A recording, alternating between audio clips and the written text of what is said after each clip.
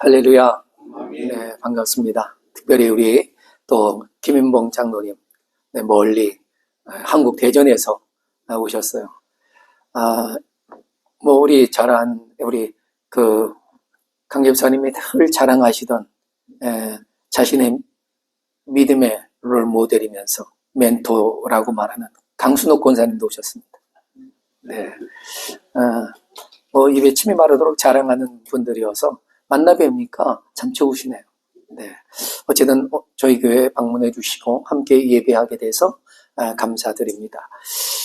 오늘 우리는 지난번 말씀에 이어서 우리가 대강절을 지내는 동안 로마서 강해가 잠시 쉬웠었죠. 오늘 계속 이어서 지난 시간에 이어 두 번째 그리스도인, 그러니까 교회의 동목에 대해서 나누려고 합니다.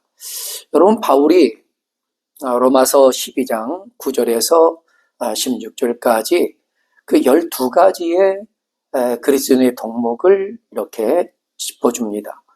근데 오늘 우리가 나누려고 하는 것은 그 중에 세 번째와 네 번째 동목이 됩니다. 여러분, 좋은 교회, 건강하고 아름다운 교회는요, 그리스도인이 그리스도인 다음으로 삶을 지켜내는 그런 교회입니다. 이런 교회가 정말 행복한 교회고 좋은 교회라고 말할 수 있겠죠. 네. 그래서 그리스도인의 덕목이라고 하는 것은요, 교회가 가지고 있는 덕목을 의미하는 겁니다. 행복한 교회는 사실 하나님의 나락의 모습을 가지고 그리고 그 기능을 다 하는 그런 교회, 그런 교회가 행복한 교회죠. 하나님께서 하나님 나라를 모델로 만드신 그런 기관이 이 세상에 두 곳이 있죠. 첫째가 가정이고 두 번째가 교회입니다. 먼저 가정이라고 하는 것 우리가 잘 알듯이 아담과 하와를 하나님이 지으시고 그들을 통해서 가정을 이루게 하셨어요. 그리고 하나님께서 그들에게 맡겨주신 것이 뭡니까? 생육하고 번성하고 땅에 충만하라. 그죠? 그리고 하나님이 지으신 모든 세상을 하나님께서 기뻐하시는 뜻을 따라 다스리라고 하시는 것이었습니다. 그러면서 아담과 하와를 하나의 가족으로 묶으시면서요, 그들에게 깊은 가족의 이 사랑을 마음을 담아주셨어요. 그래서 아담이 하와를 처음 본 순간 뭐라고 고백합니까? 이는 내 뼈 중에 뼈요 살 중에 살이라. 여러분, 이런 고백 아무나 쉽게 할 수 있는 게 아니에요. 하나님께서 그 마음을 특별히 담아주셨기 때문입니다. 여러분, 교회는 바로 이런 아름다운 가정과 같이 그대로 그런 가정과 같은 행복함, 가정과 같은 편안함, 그리고 가정과 같은 아름다움이 있는 것이죠. 그래서 인류가 타락한 이후에 하나님의 뜻에서 멀어진 인생들, 그들을 하나님의 예수 그들을 통해서 다시 하나님의 곁으로 부르셨어요. 죄악에 물들었던 인생들이 예수 그리스도의 대속하심을 입고 구원을 받지요. 그리고 하나님의 진리 안에 다시 들어오게 되었습니다. 그리고 그들이 성령을 통해서 하나님을 심령 가운데 모시고 살면서 우리 자체가 성전이 된 것이죠. 이 거룩한 성전이 모여진 공동체가 바로 교회인 겁니다. 이 교회의 모델이 하나님 나라죠. 근데 모델만 하나님 나라가 아니에요. 교회의 실체가 하나님 나라입니다. 왜요?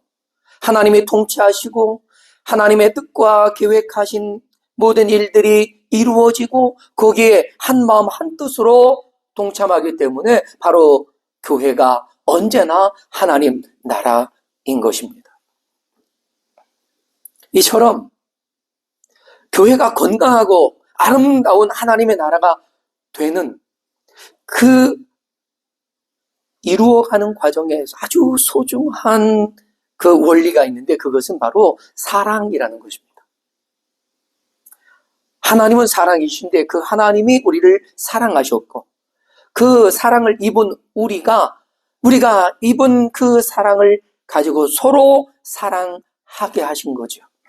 그러므로 하나님의 나라, 우리 교회는요, 그 사랑으로 충만한 그런 교회인 것이고 그것이 곧 하나님의 나라가 된 것입니다. 하나님께서 사랑하신 그 사랑과 그 사랑을 서로 나누는 아름다운 공동체, 네, 그것은 이 땅에 세워진 하나님의 교회들입니다. 너무나도 당연한 이 하나님 나라의 아름다운 것들을 우리는 그것을 목표로 추구하고 있어요.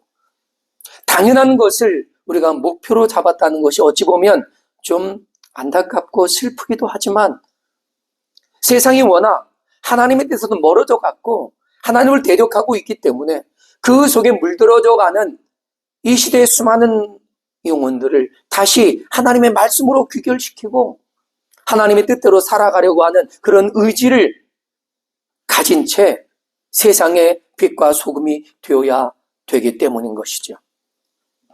그래서 바울은 로마서 12장에서 12가지의 덕목을 특별히 지적하고 있는 것 같습니다.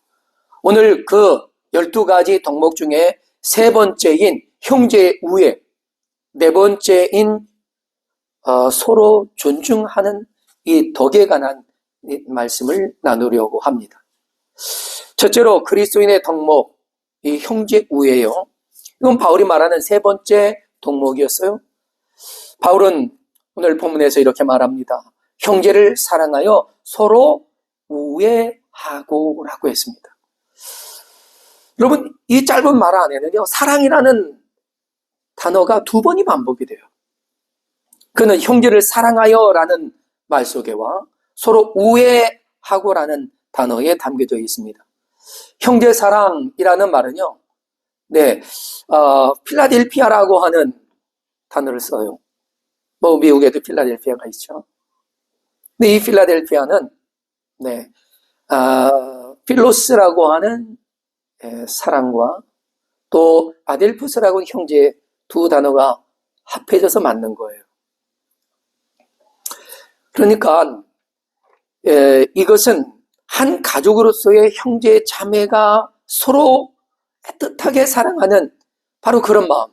그래서 서로를 소중하게 여기고 아껴주고 보호해주려고 하는 그 따뜻함으로 만들어진 형제를 말하는 거죠. 그런데 같은 의미의 단어가 또다시 반복되어 서로 우애하고 라고 말합니다. 여러분, 여기 우애라고 하는 말도요, 필로스라고 하는 사랑이 포함되어 그래서 필로스톨고이라고 하는 단어를 썼어요. 이건 혈육 간에 서로 주고받는 아주 깊은 사랑을 말해요. 아주 깊은 사랑.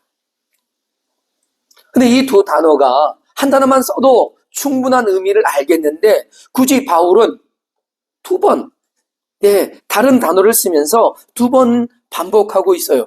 왜 그럴까요? 그건요, 이 가족들이 형제간에 누리는 그 사랑은 아주 특별하고 아주 친밀하다고 하는 사실을 우리에게 충분히 인지시키면서 가족 공동체가 얼마나 소중한 공동체냐라고 하는 것을 우리에게 말하고 있는 겁니다. 여러분, 초대교회에서 형제, 아델푸스라고 하는 이 단어는요, 서로 교우 간에 그리스도 안에 있는 그리스도인들을 향하여 부를 때 형제라고 아델퍼스라고 불렀습니다. 거기는 형제든 자매든 다 포함되어지는 거예요. 이런 가족의 호칭을 성도들에게 사용하고 있었다는 거죠. 그를 통해서 지금도 우리가 교회 안에서는 형제 자매라고 부르고 있는 겁니다. 그러니까 여러분, 형제 자매라고 부르는 것 자체는요, 그것은 굉장한 친밀감을 갖고 그리고 서로 간에 어떤 벽이라고 하는 것을 허물어낸 상태를 말하는 거예요. 그러니까 우리는 형제란 말이죠. 나는 당신을 나의 형제, 나의 자매로 여기고 있고 그리고 그렇게 사랑하길 원한다 라고 하는 표현이 바로 이 호칭에 담겨진 거예요. 우리가 그리스도 안에서 아버지 하나님, 한 아버지 하나님을 믿고 섬기고 있는 자녀 되었다라고 하는 의미를 이 호칭 속에 담은 거죠. 근데 놀라운 건요, 우애라는 이 단어, 필러스톨고이라고 하는 이 단어가 신약 성경에는요, 이곳에서만 나와요. 단 한 번.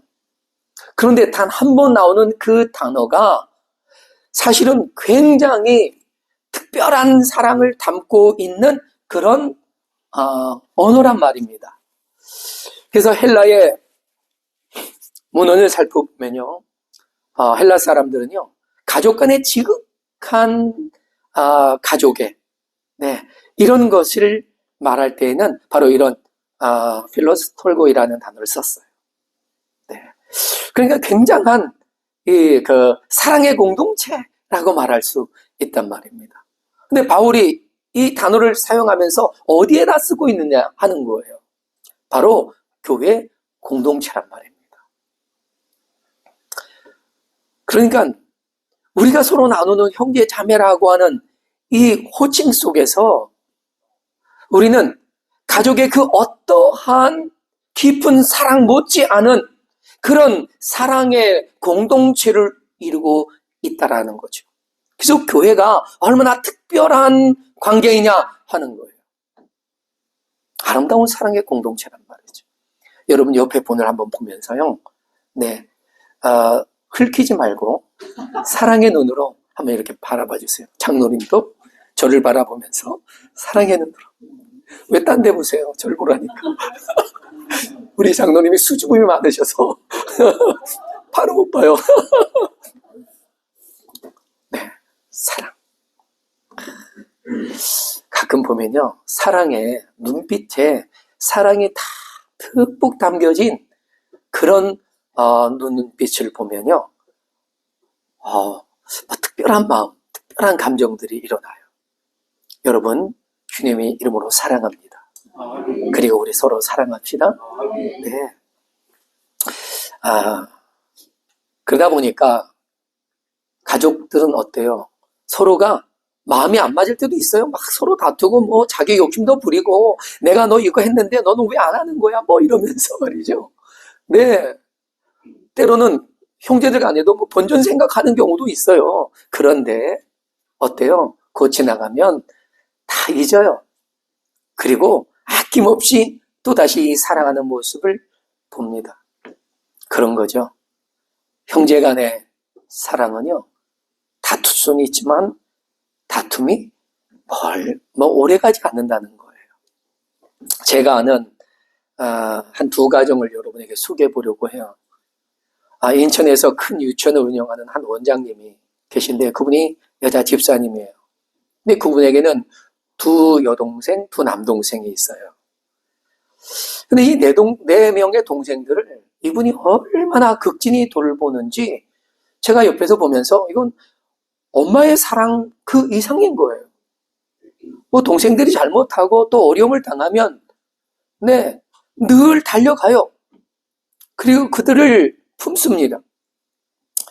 뭐 집안에 대소사는 물론이고요. 그거 작은 어떤 어려움을 당하면 아낌없이 자신의 것을 다 내어주면서 동생들을 돌보는데 그 돌봄에 아주 중요한 모습이 있어요. 그것은 믿음으로 돌보고 신앙적인 삶을 갖도록 이끌면서 돕는 거예요. 얼마나 귀하게 아름다워 보이는지 몰라요. 또 한 친구가 있습니다. 이 친구는 제 대학 동기입니다. 목사님이죠. 저보다는 나이가 한 3살 정도 위에요. 하지만 저하고는 아주 가까운 친구입니다.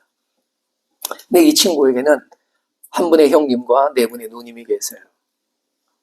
그런데 이 형제들이 얼마나 사랑하고 얼마나 가까운지, 제가 옆에 보면서도 참 부럽다. 내가 그 목사님에게도 그래요. 목사님, 저 목사님께 부러운 거 딱 한 가지 있는데 그게 부러워요. 저도 형제들 많아서 서로 잘하고 하지만 뭐 어떤 문제를 만나면요. 더 자기 거 챙기냐고 바쁘더라고요. 근데 그 목사님 형제들 보니까, 참 부러워요. 한 번은요, 지난 우리 코로나 팬데믹 때, 이 목사님의 아들이 미국에서 공부를 해요. 근데 학교도 꽤 괜찮은 학교죠. 그런데 그 학교에서 이제 공부를 하다가 경쟁에 어려움이 생겨서 등록금을 더 이상 댈 수가 없는 거예요. 그래서 이제 학교를 접어야 하나 했어요. 여러분이 아시는 버클리가 참 등록금 비싸잖아요. 네. 근데 안 되겠다 해서 내려놓으려고 아들한테 이야기를 해야 되는데 참 아버지로서 마음이 그렇잖아요. 근데 그때 누이가 걱정하지 마. 내가 가지고 있는 돈이 있어. 이번에 집을 팔았는데 집 팔고 판 돈이 있거든. 내가 도와줄게. 하더니 몇 억을 대줬어요. 여러분, 우리 형제간에 그렇게 한다는 거 이론적으로 할 수 있어요. 그죠? 그런데 실제로는 쉽지 않잖아요. 그리고는 언제까지 갚아? 이런 건 없는 거예요. 그리고는 이 형제들이 우애를 제가 가까이서 이렇게 봤어요. 그 누님들도 저희를 참 좋아합니다. 그런데 형제간에 얼마나 깊은지 좋은 곳이 있으면 반드시 형제들에게 보내요. 혼자 좋은 것을 취하는 일이 없어요. 어디 가다가 이 목사님이 가다가 차를 세우는 거예요. 왜 그래? 했더니 이거 우리 누님이 좋아하는 거야. 그 자리에서 택배로 보내더라고요. 야, 참 귀하죠. 이런 형제 우애. 사실 이것이 얼마나 아름답습니까? 오늘 본문에서 말하는 형제 우애는 바로 그런 거예요. 아낌없이 내어주는 바로 그런 사랑입니다. 그런데 이런 기쁜 형제의 우애가 다름 아닌 교회에서 이루어져야 한다라고 하는 거예요. 바울이 강조하고 있는 것은 바로 그것입니다. 그 깊은 형제 간의 사랑, 아낌없이 내어주는 그런 나눔은 교회 안에서 이루어져야 한다는 것이죠. 교회는요, 예수 그리스도를 머리로 하는 지체들이 하나의 가족으로 이루어진 공동체입니다. 그래서 가족 간에 나누는 지극한 형제 우애는요, 교회 안에서도 그와 같이 이루어져야 한다는 것이죠. 그래서 바울이 형제 간의 깊고 특별한 사랑을 그리스도 안에서 나누기를 원하면서 형제 간의 우애가 사실은 교회 안에서의 우애와 비교가 되어서 위아래가 되어서 안 된다는 거죠. 동일한 그런 사랑의 교제가 이루어져야 한다는 거예요. 예수님께서도 마태복음 12장 50절 한번 볼까요? 이렇게 말씀하셨어요. 누구든지 하늘에 계신 내 아버지의 뜻대로 하는 자가 내 형제고 자매고 어머니다. 이 말씀에 담겨진 의미가 뭐예요? 우리는 내 아버지, 우리가 섬기는 아버지 하나님, 그분의 뜻대로 행하는 거예요. 그분의 뜻이 뭐예요? 사랑하는 거예요. 용서하는 거예요. 관용을 베풀고 품어주는 거예요. 네. 나의 생명까지도 내어줄 수 있는 바로 그런 사랑인 것이죠. 이런 사랑으로 사랑할 것을 주님께서는 당부한 거죠. 그러니 우리가 교회 안에서 서로를 그렇게 사랑하면서 형제 우애를 나누는 것, 이것이 가장 건강하고 행복한 교회이면서 우리가 가지고 있고 또한 나타내야 할 덕목이다라는 것이죠. 그러면 두 번째 그리스도의 덕목, 존중. 이건 이제 바울이 말한 네 번째 덕목이 되겠습니다. 그것은 오늘 성경 말씀에는 존경하기를 서로 먼저 하라라고 했습니다. 예, 여러분 존경하다라고 한 이 단어도 그래요. 단어를 의미를 보니까 가치 있게 높여서 존중하는 거예요. 가치 있게 높여서. 네. 그러니까 이 가치가 내가 가지고 있는 그 어떤 것보다 더 뛰어난 가치야 라고 여겨져야 한다는 것이에요. 그게 존중이에요. 여러분 빌립보서 2장 3절에서도 이렇게 말씀하셨죠. 아무 일이든지 다툼이나 허용으로 하지 말아라. 오직 겸손한 마음으로 각각 자기보다 남을 낮게 더 뛰어나게 여기라 라고 하는 것입니다. 우리가 겸손하지 않으면요 남을 자기보다 더 나은 사람으로 인정하지 못해요.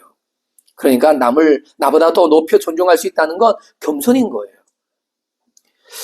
우리가 남을 존중하고 존경하는 것, 그것은요 바로 이 겸손에서 나오는 덕이다라고 말할 수 있습니다.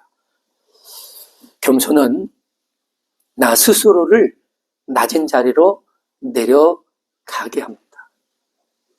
그러니까 객관적으로 본다면 더 높은 지식과 명예를 가진 사람이에요.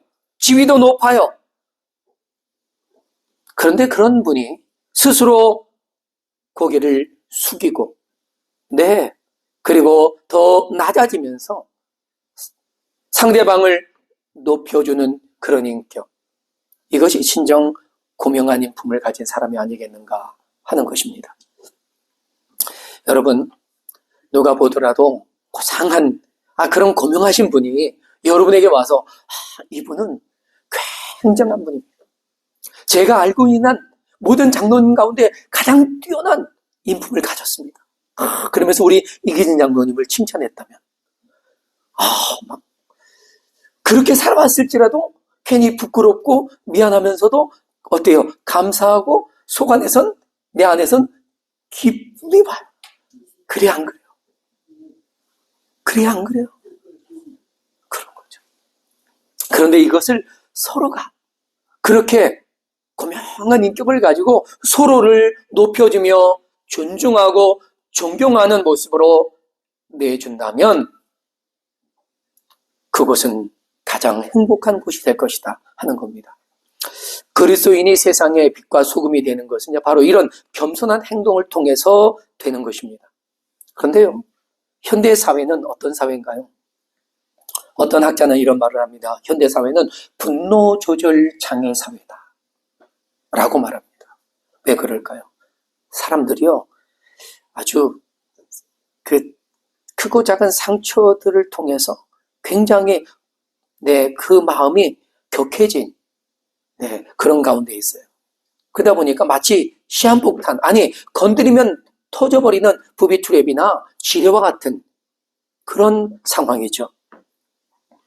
그래서 분노 조절이 안 되는 거예요. 그냥 건드리기만 하면 그냥 팍 터져버려요. 이런 사회 속에서 우리는 어떻게 해야 되느냐 하는 거죠. 여러분, 거기에 내가 반작용으로 그런데 어쩌라고 라고 한다면 서로가 상처가 되는데요. 그랬어? 내가 좀 힘들었구나. 미안해. 난 별 의미 없었는데 미안해. 이런 한마디 한마디가 서로를 행복하게 만들어 주더라 하는 것이죠. 미국의 가장 심각한 사회적인 문제가 총기 사고입니다. 그래서 제가 총기 사고가 도대체 얼마나 일어나고 있나 해서 기사를 찾아봤어요. 그랬더니 2022년 한 해 총기 사고로 숨진 사람이 놀라지 마세요. 48,830명이었어요. 그러면 그의 교통사고로 죽은 사람은 몇 명일까요? 45,404명. 총기 사고로 죽은 사람이 3,426명이나 더 많습니다. 이 수치는 하루 평균 134명이 총기 사고로 죽었다는 거예요. 그럼 지난 2023년은 어땠냐? 지난 2023년의 통계를 제가 찾아보니까요. 4명 이상의 사상자를 만들어낸 그 총기 난사 사고가 650번 있었습니다. 하루에 2번꼴로 발생했단 말이에요.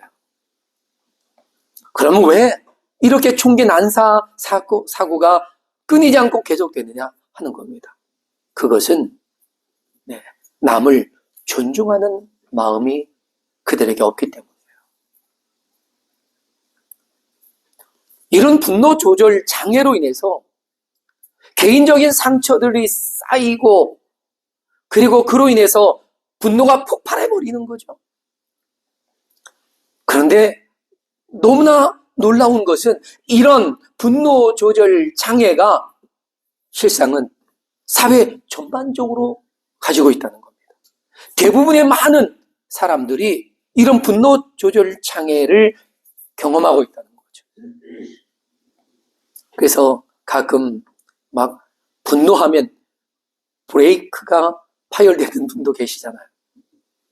이처럼 분노 조절이 안 되니까 서로 다툼과 싸움이 일어나고 거기엔 큰 후유증을 앓게 되기도 하는 것입니다. 여러분, 그런데 총기 사고와 같이 물리적으로 일어나지 않더라도 서로 미워하고 시기하는 것들이 얼마나 심각한 죄악인지 아십니까? 예수님께서 산상수훈에서 말씀하신 것처럼요, 살인하는 것이나 형제를 미워하고 비방하며 미련한 놈이다라고 욕하는 것이 살인하는 것과 같다라고 했습니다. 요한일서 3장 15절에서도 이렇게 말합니다. 그 형제를 미워하는 자마다 뭐하는 자? 살인하는 자니. 살인하는 자마다 영생이 그 속에 거하지 아니하는 것을 너희가 아는 바라. 저는 이 말씀을 다시 읽으면서 참 무서웠습니다. 우리가 형제를 미워하는 건 나보다 좀 낮게 보고 비천하게 여기면서 한마디 던진 그 욕이 바로 내가 저지른 살인의 행위였다는 사실입니다. 그리고 보면 우리는 정말 영적으로는 총기 난사범이 아니었나 하는 생각을 떨쳐버리지 못합니다. 여러분, 이런 모습이라면 우리의 일상적인 삶이 얼마나 끔찍한 죄악의 현장인가를 인정할 수 있지 않겠습니까? 존경이라는 단어는요, 남을 나보다 더 귀하고 높게 여겨주는 것입니다. 아니, 인정하는 것이에요. 더 겸손히 낮아짐으로 그들을 더 높여줄 수 있는 것은 하나의 인식뿐만이 아니라 실제적인 삶에서 그와 같이 인정되어져야만 한다는 거죠.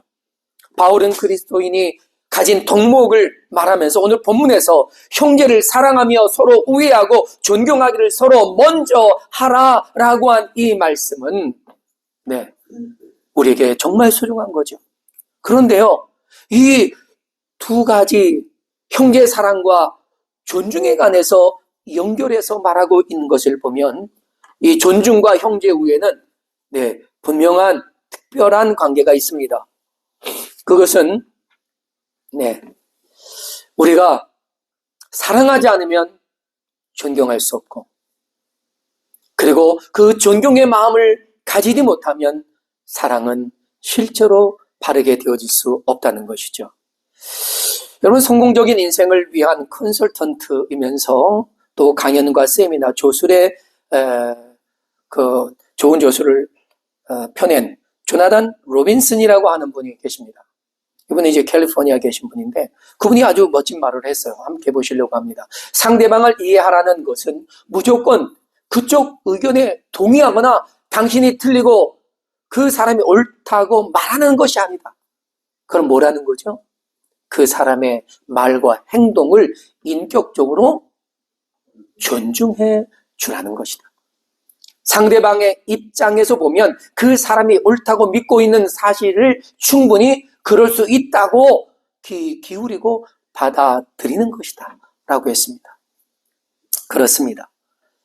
존중을 우리는 이렇게 이해하고 있어야 되는 거죠. 남을 좀 이해하고 수용해 주는 거야.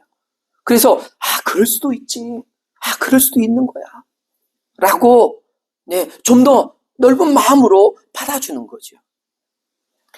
우리 그린스보로 은혜교회는요, 주님과 함께하면서 가장 행복한 공동체를 이루는 것이 비전입니다.